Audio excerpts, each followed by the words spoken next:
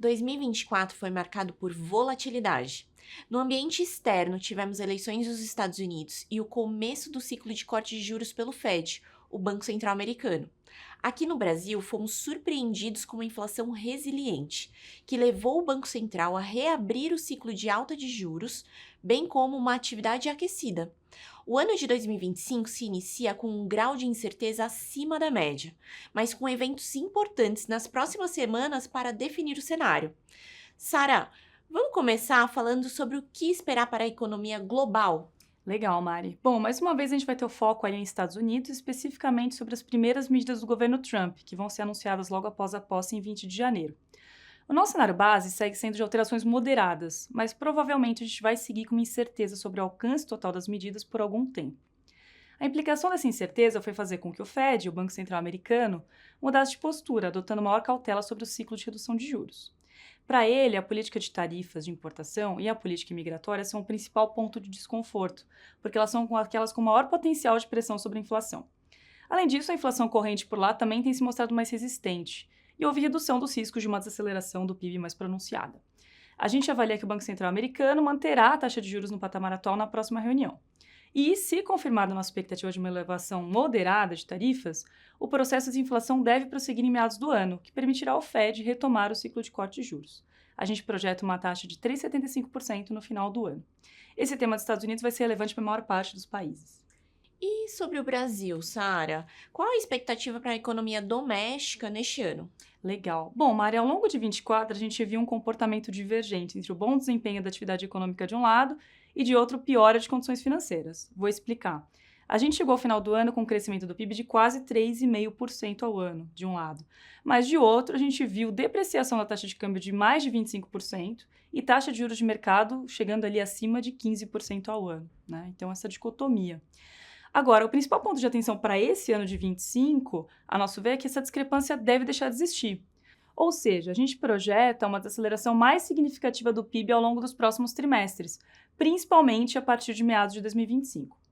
Por trás dessa expectativa está tanto a desaceleração da demanda doméstica, causada pela alta de juros, como a política fiscal menos expansionista do que nos últimos anos. E a pergunta que naturalmente a gente faz é: poderiam existir novos estímulos fiscais ou parafiscais que colocassem em xeque essa desaceleração do PIB? A gente acredita que no contexto atual de riscos internos bastante elevados, novos estímulos poderiam ter efeito contrário, ou seja, piorar as condições financeiras e com isso agravar a tendência de desaquecimento da economia. E por fim, Sara, o que esse cenário traz de implicações para a taxa de juros? Bom, Mari, a gente teve o ciclo de alta de juros iniciado ali em setembro e ele deve ter continuidade nos próximos meses. Em dezembro, o Banco Central acelerou o passo do ciclo de juros, fazendo uma alta de 100 pontos, indicando novas altas que levariam a Selic a pelo menos 14,25% ao ano. A depreciação extra da taxa de câmbio e o avanço das expectativas de inflação explicam esse ritmo de ajuste previsto. Com isso, a gente aqui espera que o Copom leve a taxa Selic a 15% ao ano em 2025.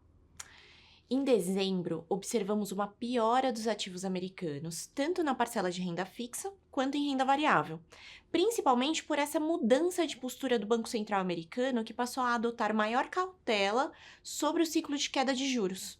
O S&P 500, principal índice de renda variável do país, apresentou queda de 2,5% no mês, com o maior impacto sentido pelas empresas de pequeno e médio porte americanas, que são empresas mais suscetíveis à trajetória de juros.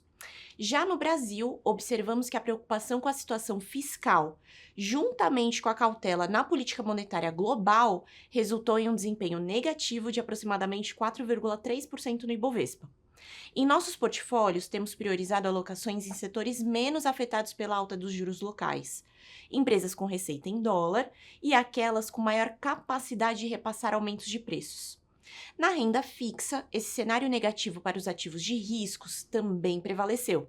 Os ativos atrelados à inflação e a parcela de juros pré-fixada permaneceram com a dinâmica negativa do restante do ano, principalmente aqueles com prazos de vencimentos mais extensos. No entanto, o principal destaque ficou com a parcela de crédito privado, na qual o IDDI, Índice de Debêntures da Ambima, de ativos atrelados ao CDI, mostrou performance negativa em dezembro. E você, ficou curioso sobre quais fundos se destacaram nesse cenário? Então confira o vídeo Fundos em Destaque.